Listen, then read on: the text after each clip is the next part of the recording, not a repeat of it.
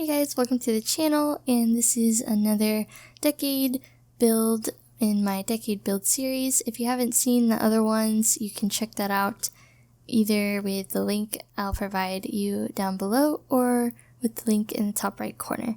So today is going to be a Craftsman styled home. If you don't know what that is, it's a very American style. They were actually inspired by the work of two architect brothers, Charles and Henry Green, in Pasadena, California, and they were influenced by the English arts and crafts movement, which was basically like a reaction to the Industrial Revolution that was going on at the time. And here is an example of a Craftsman style home on the left and a woman eating breakfast or making something in her kitchen. And on the left is what they kind of wore and some of the interiors of what a Craftsman house looks like on the inside that I referenced. But yeah, so it was basically just a reaction to the Industrial Revolution to basically say, hey, there's still craftsmen around and they make really nice handmade stuff for the home and the homes themselves even, because they were trying to combat things being machine made, so they really wanted to highlight stuff that was handmade. And Charles and Henry Green, the architects, they were inspired by Oriental wooden architecture. And another key creator of the Craftsman style is a guy called Gustav Stickley, who actually had house plans in his magazine, The Craftsman, which was published between 1901 through 1916. And the earliest examples of Craftsman-styled homes are in Southern California, but they gained popularity all throughout the US, and that was because publications like House Beautiful and Ladies Home Journal, and also because of pattern books and kit homes. Just a side note, during this time, homes were actually built by the owners of the properties. So what they would do is they would actually buy a house kit from a catalog, and they would have all the materials delivered and basically build their own house. Or if they were of means, they would hire other people to do it, but that's kind of how homes were built back then. But yeah, Craftsman bungalows became the most popular style of like a small house throughout the country from about 1905 to 1920s.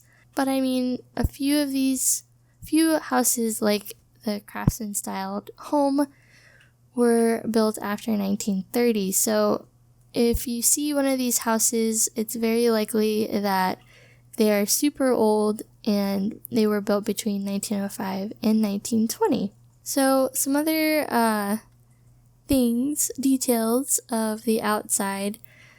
Usually they have low roofs, which reflect Oriental architecture. And the reason why they're kind of low and they don't have a high pitch is because it's better for warmer climates.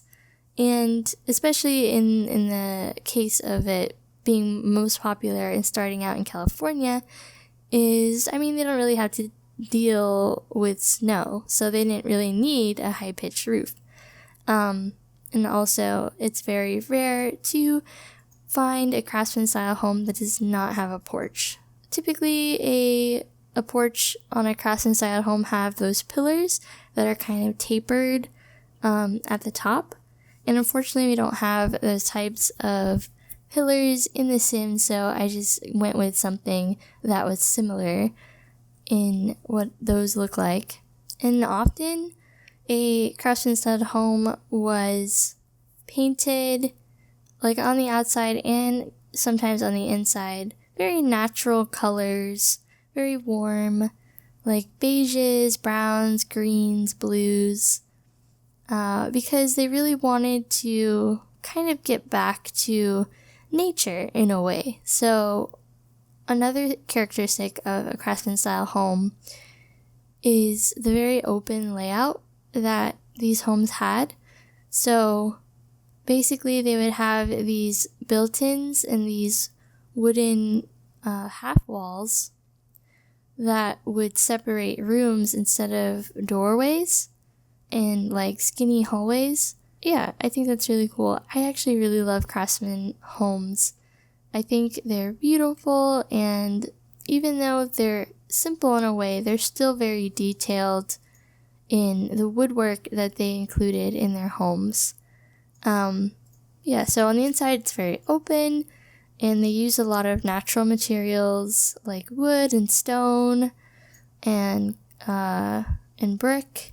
A lot of times there's exposed rafters, and there's exposed beams and what's called a box beam ceiling, which is basically when you have beams that make the shape of a box on the ceiling, like in the middle of the room, and then they have like branching out beams that go to the side. It's really pretty, but you know, you can't do that in The Sims. But that was a very popular thing to do during this time. And most decorations in the home itself were very, very functional.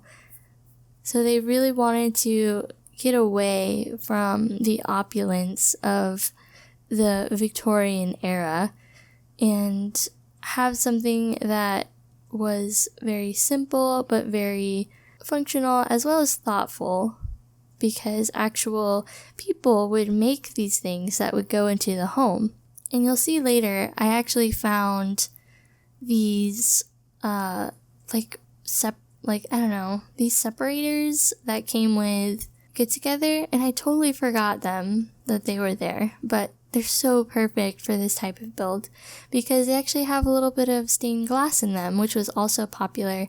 Colored stained glass would be put in the doors, the side lights, the windows, even like cabinet doors had stained glass sometimes, just depending on what the owner of the house liked. That's pretty much what a Craftsman style home is. And here I was just wanting to put in a bay window. I saw this picture of a bay window, but it had like a very high shelf almost, and I didn't really know how to create that besides making a half wall and then covering the space with a bunch of tables so it would look like a shelf. So here I'm just making it a little bit bigger. And I totally forgot about these windows as well with the paneling on the bottom, which is so perfect as well for this type of style because the Craftsman style home really incorporated a lot of windows that had more than one window pane. Sometimes they would have 3 little windows on the top and like a larger window on the bottom.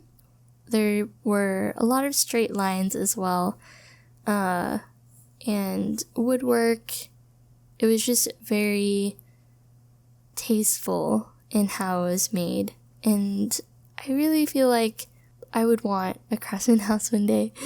But like I said before, most Craftsman style homes, unless they're built new today, they're usually really old. So there's that. There would be a lot of fixing up to do if we were able to get one. But yeah.